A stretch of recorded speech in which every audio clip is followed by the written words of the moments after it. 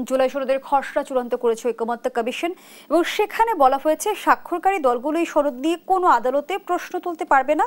তারা সনদ বাস্তবায়নের প্রতিটি ধাপে আইনি ও সাংবিধানিক সুরক্ষা নিশ্চিত করবে। এ বিষয়টি নিয়ে আসলে বিএনপির মতামত কি? এটার মতামত আমি বলবো বিএনপির মতামত হলো এটা তো স্বাক্ষরিত যদি হয়ে যায় সেটা নিয়ে আপনার আইনগত বিষয় নিয়ে আবার কে যাবে, কোন দল যাবে, সবাই যদি ঐকমত্যই হয় তাহলে তো আপনার কোর্টে যাওয়ার কোনো প্রশ্ন আসে না। আপনার তো একটা কনসেনসাস আসবে আর কি, যে আপনারা সবাই মিলে। রাজনৈতিক বিশ্লেষকদের বলতে শুনেছি যে জাতীয় সনদ কি আসলে জুলাই জাতীয় সনদের যে বিষয়টি নিয়ে আমরা আলোচনা করছি সেটি আসলে আদালতে প্রশ্ন তোলা যাবে না, সকল প্রশ্নের ঊর্ধ্বে কিনা। সকল প্রশ্নের ঊর্ধ্বে কিনা সনদটা টোটালটা আপনার কি আছে এটা দেখলে বোঝা যাবে আর কি সনদে। এবং সনদে সবাই স্বাক্ষর করবে বলে আমার বিশ্বাস। কাজেই এটা আমার মনে হয় না যে আপনার সেই আইনগত কোনো প্রবলেম থাকবে এবং কোর্টে যাওয়ার মতো অবস্থান থাকবে বলে আমার মনে হয় না। আমরা দেখলাম যে ছাত্র সংসদ নির্বাচন নিয়ে রাজনৈতিক অঙ্গনে এবার ব্যাপক আলোচনা চলছে। 9 সেপ্টেম্বর ডাকসু নির্বাচন অনুষ্ঠিত হলো, আজ 33 বছর পর জাকসু নির্বাচন অনুষ্ঠিত হলো এবং ত্রুটি বিচ্যুতির কথাও এসেছে, অভিযোগ পাল্টা অভিযোগ আমরা দেখেছি। কিন্তু ছাত্র সংসদের এই নির্বাচন জাতীয় রাজনীতিতে কি কি প্রভাব ফেলবে বলে মনে করেন? প্রথমে আমি আগে বলি যে ডাকসু নির্বাচনের ফলাফল যেভাবে হোক না কেন আমি তাদের ছাত্র সমাজকে তাদের যে অংশগ্রহণমূলক যে একটা নির্বাচনের জন্য তাদেরকে আমি স্বাগত জানাই। অ্যাটলিস্ট অংশগ্রহণ করে নির্বাচনটা হলো আর কি, সবাই ভোট দিতে পারলো।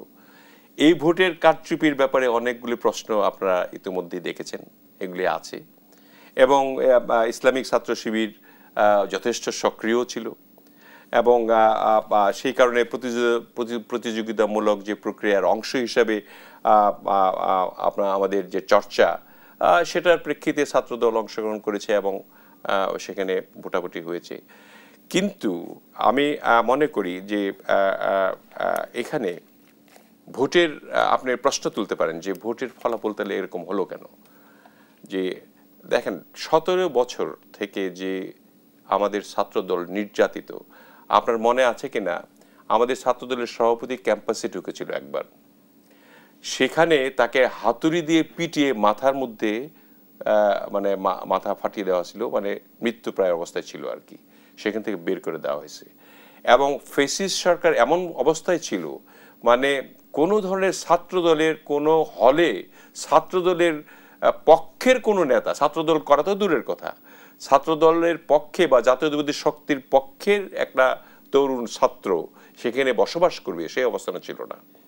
এবং এটার ধারাবাহিকতায় আপনার 5ই আগস্টে যখন আপনার এই স্বৈরতন্ত্রের পতন হলো এবং ফ্যাসিস্টদের পতন হলো, তার আগে থেকে কিন্তু এই যারা আপনার ছাত্র শিবির তারা কিন্তু সেখানে অবস্থান করছিল। তারা হয়তো তাদের সংগঠন নিষিদ্ধ করা হয়েছিল, গুপ্ত রাজনীতি করেছে তারা, এমনটি বলা হয়। যেহেতু নিষিদ্ধ ছিল তারা তাদের সেই নামে ছিল না, তারা সেখানে ছিল, তারা হয়তো আওয়ামী লীগের নামে ছিল, তারা হলে বসবাস করেছে। এবং হলে এর যে নিয়মিত ছাত্র হিসাবে আমাদের ছাত্রদলের ছাত্ররা কিন্তু থাকতে পারে নাই।